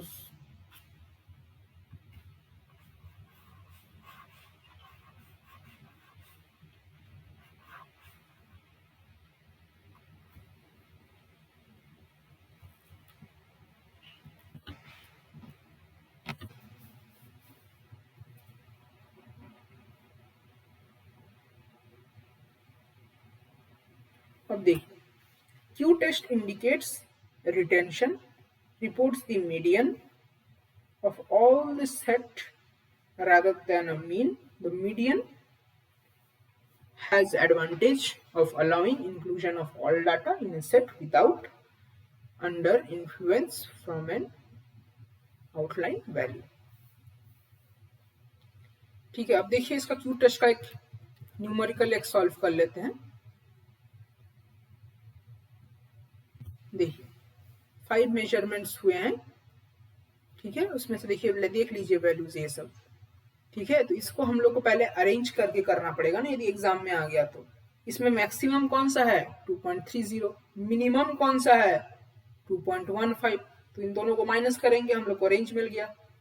अब सस्पेक्टेड वैल्यू कौन सा है, सस्पेक्टेड वैल्यू देखिए बता दिया है 2.30, तो ये सस्पेक्टेड है, तो इससे नजदीकी वाला वैल्यू हम लोग को देखना पड़ेगा। इससे नजदीकी वैल्यू कौन सा होगा 2.20, ये मतलब 0.220, तो इन दोनों को हम लोग माइनस कर देंगे, ये वैल्यू निकलेगा। फिर क्या करना है, इस वैल्यू को डिवाइड कर देना है, मतलब 0.010 divided by 0.015, difference by range करना है। तो उसमें से हम लोग को एक वैल्यू मिलेगा, ये हम लोग का क्या हो जाएगा Q कैलकुलेटेड, और टैबुलेटेड वैल्यू जो ऊपर जो एक टेबल बताए थे उसमें से आपको टैबुलेटेड वैल्यू मिल जाएगा, क्योंकि Q calculated more than Q tabulated है, तो रिजल्ट को डिस्कार्ड करना पड़ेगा, ठीक है। तो रिजल्ट हम लोगों को डिस्कार्ड करना पड़ेगा, इस पर ध्यान मत दीजिएगा।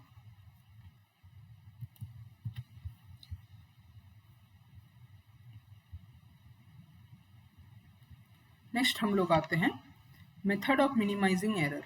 Indeterminate error are beyond the control of the workers and can be best studied by Gaussian error curve और नॉर्मल एरर कर्व, ठीक है। इसमें हम लोग क्या बोल रहे हैं, मिनिमाइज करना है एरर को। तो इनडिटरमिनेट एरर को तो हम लोग मिनिमाइज नहीं कर सकते हैं, है ना, इनडिटरमिनेट एरर को तो हम लोग मिनिमाइज नहीं कर सकते हैं, तो उसको हम लोग क्या करेंगे, तो हम लोग बस डिटरमिनेट एरर को मिनिमाइज कर सकते हैं। कई सारे उसके लिए तरीके होते हैं, ठीक है। अब जो हम लोग आते हैं सिग्निफिकेंट फिगर्स, ये है the most important along with accuracy and precision, ठीक है, स्टैटिस्टिकल इवैल्यूएशन चैप्टर में। The best ways of indicating reliability of a result, मतलब सिग्निफिकेंट फिगर्स हम लोग को कैलकुलेट करना है। तो उससे पहले देखिए मैं आपको बता देता हूँ राउंडिंग ऑफ बता देता हूँ आपको। ये तो आप लोगों ने बचपन से किया ही होगा ना। सपोज कीजिए आपको मैं दिया हूँ 4.4 4.64, इसको आप राउंड ऑफ करेंगे तो 4.6 हो जाएगा। यदि आपको मैं देता हूँ 4.68, इसको आप राउंडिंग ऑफ करेंगे तो 4.7 हो जाएगा। ये तो आपको पता है ना कि यदि 5 से कम है तो ये जो है 6 वही रह जाएगा, यदि ये 5 से ज़्यादा है तो 6 के आगे 7 हो जाएगा। लेकिन जो मेन मुद्दा है वो है यदि ये 4.65 हो गया तो उसमें आप क्या लिखेंगे, 4.6 लिखेंगे या 4.7 लिखेंगे, ये बहुत क्वेश्चनेबल है। ठीक है, तो इसका आंसर मैं देता हूं आपको, आगे भी आपको इसके बारे में लिखा रहेगा। यदि ये जो 5 है, ठीक है, यदि ये 4.65 है और यदि हम लोग लेते हैं 4.75, जो 5 के आगे ये जो नंबर है ये यदि इवन हुआ तो ये 6 का 6 रह जाएगा, मतलब ये 4.6 हो जाएगा। लेकिन यदि ये 5 के आगे जो है ये नंबर ऑड है तो ये नेक्स्ट इवन में बन जाएगा, मतलब ये 7 बन जाएगा, 8, तो ये आपका वैल्यू बन जाएगा 4.8। ठीक है, तो इसमें ध्यान दीजिएगा। तो इस रूल के हिसाब से यदि आपका 20 नंबर का टेस्ट होता है उसमें आपको 10.5 मिलता है ना, तो ये आपको राउंड ऑफ करके 11 नहीं होना चाहिए, ये आपका 10 होना चाहिए, पर वो तो होता नहीं है। तो वो हम लोग गड़बड़ करते हैं ना स्कूल में, तो स्कूल या कॉलेज में ये, लेकिन रूल के हिसाब से ये 10.5 ही असली में 10 हो जाना चाहिए, ना कि 11। अब हम लोग आते हैं सिग्निफिकेंट फिगर। इस सिग्निफिकेंट फिगर से ही इस बार का जैम का भी क्वेश्चन आया था, वो शायद से हम लोग नेक्स्ट क्लास में देखेंगे। The best way of indicating reliability of the result it is to give a confidence limit. Another method, ठीक है, ये मतलब इससे क्या है कि reliability of the result है, it is a way to give confidence आ जाता है। ठीक है, another method is to report absolute error, absolute standard deviation or coefficient of variation of the data. A less satisfactory but more common indicator of the data quality is a significant figure convention. ठीक है, यदि हम लोग confidence limit से बताते हैं तो वो भी एक तरीका है बताने का, जो हम लोग अभी नहीं डिस्कस करेंगे। अभी हम लोग डिस्कस करेंगे सिग्निफिकेंट फिगर वाले से। ठीक है, significant figure convention is simple way of indicating the probable uncertainty associated with N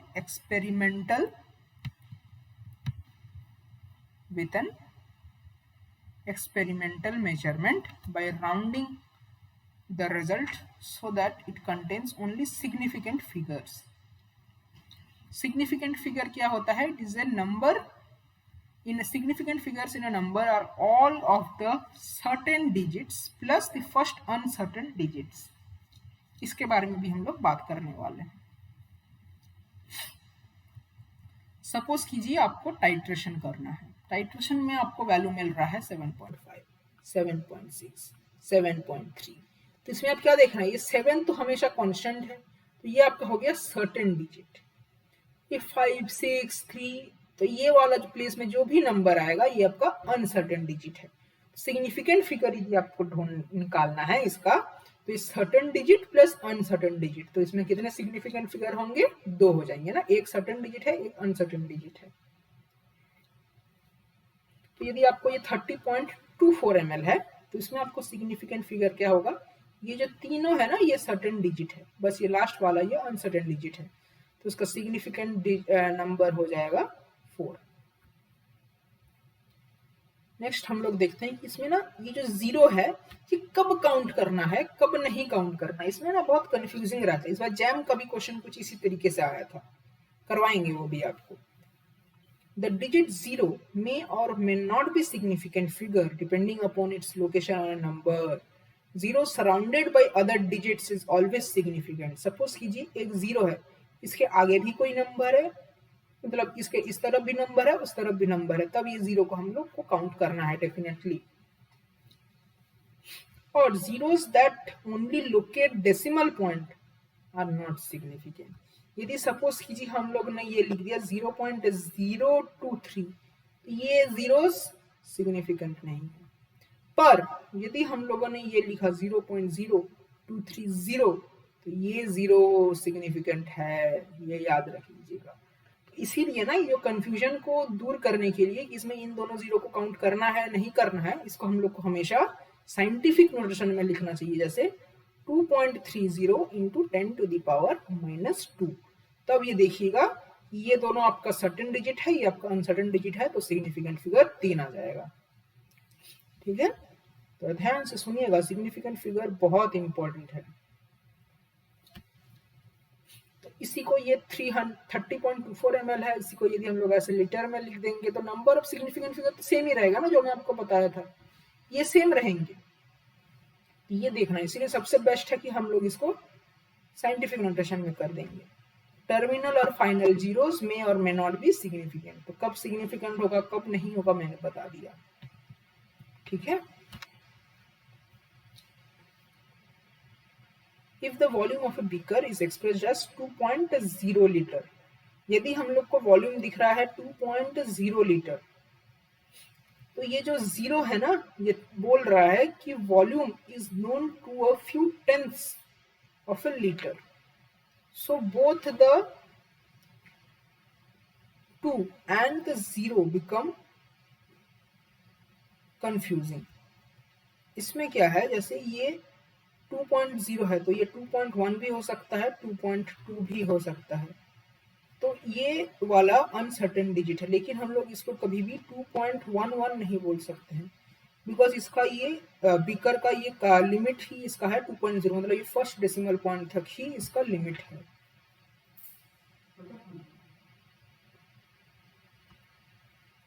If the same value is reported as 2000 ml, situation becomes confusing. The last two zeros are not significant। ठीक है, इसको हम लोग को ऐसे scientific notation में represent करना पड़ेगा। ठीक है, तो ये लास्ट 2 zeros नॉट सिग्निफिकेंट, लेकिन ये वाला 0 सिग्निफिकेंट है। वो कैसे पता चलेगा, ये scientific notation. Significant figures in numerical computations, यदि हम लोग को एडिशन सब्सट्रैक्शन करना है तो इसका बहुत ही सिंपल सा रूल है, कुछ नहीं देखना है। देखिए, इन तीनों को हम लोग को ऐड करना है ना, इससे भी बीएचयू में क्वेश्चन आया है, तो देखना है कि जिसमें सबसे कम अनसर्टेनिटी वाला है ना, ठीक है, बस देख लीजिएगा ये डेसिमल के बाद है ना किसमें सबसे कम नंबर है, तो जो आंसर आएगा ना इसमें भी वो सबसे कम वाला ही नंबर आएगा। जैसे इसमें देखिए डेसिमल के बाद 1 नंबर है, इसमें 3 नंबर है, इसमें 2 नंबर है, एक वाला सबसे कम है तो इसमें भी डेसिमल के बाद 1 ही नंबर आएगा। और ये जो 730 है ना, इसको हम लोग को राउंड ऑफ करके 7 लिख देना पड़ेगा, ज़्यादा कुछ नहीं है। मल्टीप्लिकेशन डिवीजन वाला थोड़ा सा कॉम्प्लिकेटेड है, मैं आपको इसको एक एग्जांपल से बताता हूँ। देखिए, सपोज कीजिए, बताता हूँ, देखिए एक एग्जांपल है बहुत इंटरेस्टिंग वाला। यदि सपोज कीजिए हम लोग के पास ये आता है 24 इंटू 4.52 डिवाइडेड बाई 100.0, तो इसका आप आंसर निकालेंगे तो ये आएगा ना 1.0848, लेकिन ये आपका आंसर आपको ऐसे रिपोर्ट करना ही नहीं है, आपको सिग्निफिकेंट फिगर देख के रिपोर्ट करना है। तो इसमें क्या है ना, आपको ये जो सारे टर्म्स है ना इनको आपको पहले डिवाइड कर देना पड़ेगा। 1/24, 1/432, ध्यान दीजिएगा 4.32 नहीं 432, 1/1000। तो इसमें देखिएगा ना जो सबसे कम वैल्यू आएगा ना वो 1/24 का ही आएगा। तो इसीलिए हम लोग को क्या करना है कि ये जो 1.0848 है इसको हम लोग को मल्टीप्लाई कर देना पड़ेगा 1/24 से, तो इसका आपका आंसर आएगा 0.0452। अब इसमें देखना है कि जो सबसे पहला, इसमें हम लोग को क्या देखना है, सबसे पहला नॉन जीरो डिजिट क्या है, तो वो 4 है।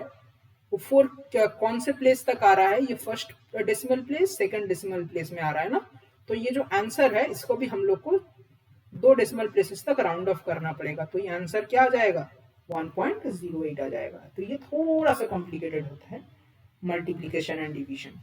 नेक्स्ट हम लोग आते हैं लॉगरिदम एंड लॉगरिदम, बहुत सिंपल है, कुछ नहीं देखना है आपको। इसमें देखना है as many digits to the right of the decimal point as there are significant figures in original number। Original number में कितने सिग्निफिकेंट फिगर है, 1 2 3, 3 सिग्निफिकेंट फिगर है, इसमें भी आपको डेसिमल के बाद 3 प्लेसेस तक रखना है। एंटी लॉगरिथम में थोड़ा सा चेंज होता है बस, as many digits are there are digits to the right of the decimal point in the original number. Keep as many digits, ठीक है, as there are decimal points to the right of the original number. इसमें क्या देखना है, 12.5 तो कितने decimal point places तक है, 1 decimal point 1 decimal place तक है ना, तो आंसर भी आपको 1 सिग्निफिकेंट फिगर में ही आपको रिपोर्ट करना है। इसका भी आपको प्रैक्टिस करवा दिया जाएगा, ठीक है। ये राउंडिंग ऑफ का तो मैंने आपको बता दिया है, ये आप देख लीजिएगा। इसमें सिग्निफिकेंट फिगर आप कैलकुलेट कर लीजिएगा। देखिए ये 1 2 3 सिग्निफिकेंट फिगर है, ये 0 को हम लोग काउंट नहीं करते। इसमें देखिए 0 आगे पीछे दोनों से नंबर है, तो इसमें हम लोग 0 को भी काउंट करेंगे। इसमें इन सारे जीरोस को हम लोग काउंट करेंगे। इसमें देखिए इस 0 को भी काउंट करने का कोई मतलब नहीं बनता, इसका भी कोई मतलब नहीं बनता, लेकिन इसका मतलब बनता है, ठीक है। ऐसे ही कर करके आपको निकाल लेना है। ये क्वेश्चन उतने इंपॉर्टेंट नहीं है, इसको आप छोड़ सकते हैं, कोई दिक्कत नहीं है, ठीक है। ये आपका हो गया लगभग खत्म, मेथड्स ऑफ मिनिमाइजिंग एरर। यदि आपको एरर को मिनिमाइज करना है तो उसमें क्या करेंगे, यदि आपका डिवाइस ही कैलिब्रेटेड नहीं है, आपका अपैरेटस, तो पहले आपको उसको कैलिब्रेट करना पड़ेगा। नेक्स्ट है आपके पास कंट्रोल डिटर्मिनेशन। स्टैंडर्ड सब्सटेंस के साथ हम लोग उसको मेजर करते हैं, तो उस हिसाब से हम लोग को ये कंट्रोल किया जाता है। नेक्स्ट हम लोग देखते हैं ब्लैंक। ब्लैंक मतलब कि यदि आपको सोचिए कि कुछ एक रन करवाना ना, यदि आपको सोचिए कि क्रोमेटोग्राफी करवाना है। क्रोमेटोग्राफी में क्या है, यदि हम लोग 2-3 कंपोनेंट्स लेंगे तो वो सेपरेट हो जाते हैं, तो उसमें हम लोग क्या देखेंगे, पहले कोई कंपोनेंट नहीं देंगे, बस पानी को ऐसे ही छोड़ देंगे ना, तो वो ब्लैंक हो जाता है। मतलब कि एनालाइट के अलावा जो भी कुछ रहता है, जो सोल्यूशन रहता है, जो सॉल्वेंट रहता है, उसको हम लोग ऐसे ही बस पास कर देते हैं, तो उसमें एक हम लोग को एक कुछ वैल्यू मिलता है ना, कुछ रीडिंग मिलता है। फिर हम लोग एनालाइट देख के फिर से वैल्यू निकालेंगे, तो जो इसका वैल्यू आएगा ब्लैंक का, उसको हम लोग माइनस कर देंगे एनालाइट से, तो वो हम लोग ब्लैंक डिटर्मिनेशन से वो हम लोग को हेल्प मिलता है। फिर इंडिपेंडेंट मेथड्स ऑफ एनालिसिस, इसको भी ये भी एक कैरीड आउट किया जाता है कि इंडिपेंडेंटली आप अलग अलग एनालिसिस करते हैं। नेक्स्ट है पैरेलल डिटर्मिनेशन, ठीक है। पैरेलल डिटर्मिनेशन में क्या है कि आप सोचिए कि एक ही साथ आपने 3 जगहों पर सेम टेस्ट कर रहे हैं, तो तीनों से आपको कुछ रिजल्ट्स मिलेंगे, फिर उनको कंपेयर करके आप अपना एरर कम कर सकते हैं। स्टैंडर्ड एडिशन, ये भी थोड़ा सा कॉम्प्लिकेटेड है, इसमें कुछ नहीं, जो आपका ये मैं बाद में कभी बता दूंगा। Standard addition is perform to eliminate the error. Internal standards, internal standards इसमें क्या है, it is generally used in chromatography determination and spectroscopic analysis. Standard is added internally, ठीक है, इसमें स्टैंडर्ड इंटरनली ऐड होता है to develop in similar manner and the use of comparison with unknown sample.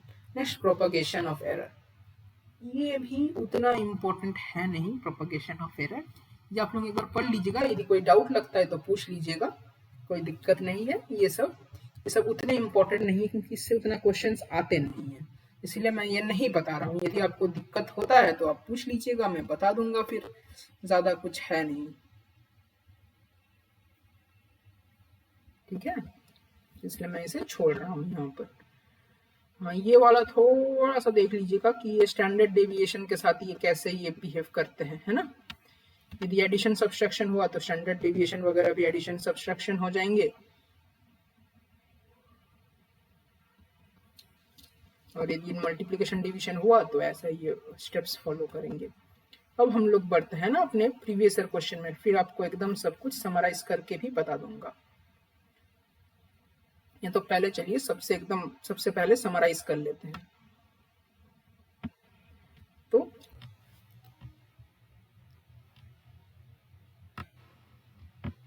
बस हमने देखा एनालिटिकल केमिस्ट्री क्या होता है। Analytical chemistry branch of chemistry है, उसमें से हम लोग को मिलता है एनालिसिस, ठीक है।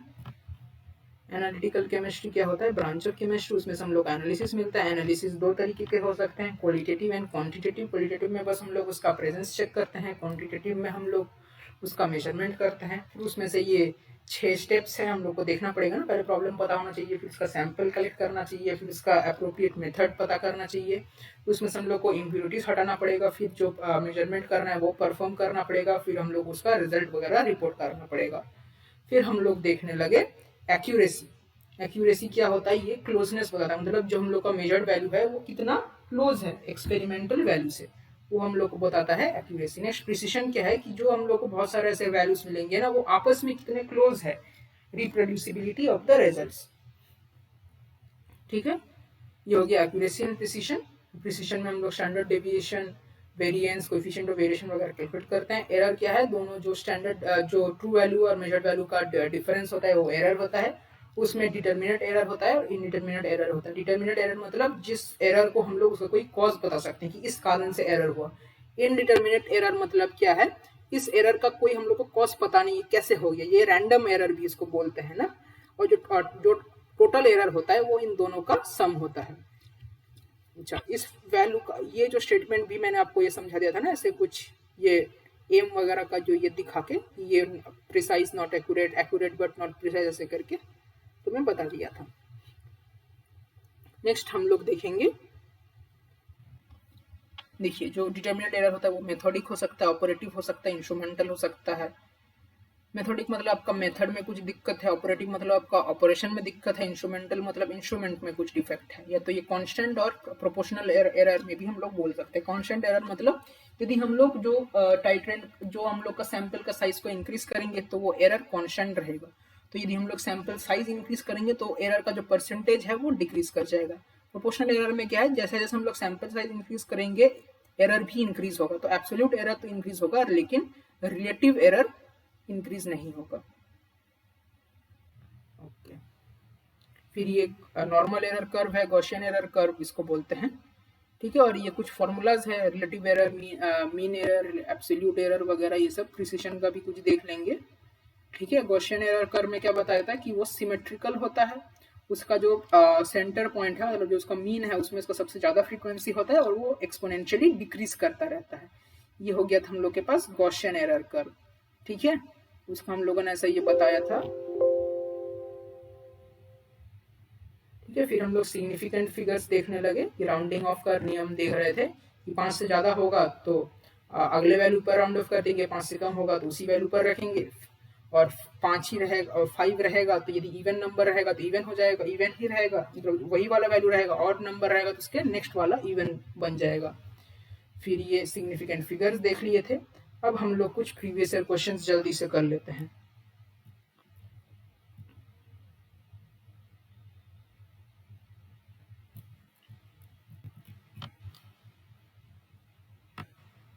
जल्दी जल्दी से कर लेंगे।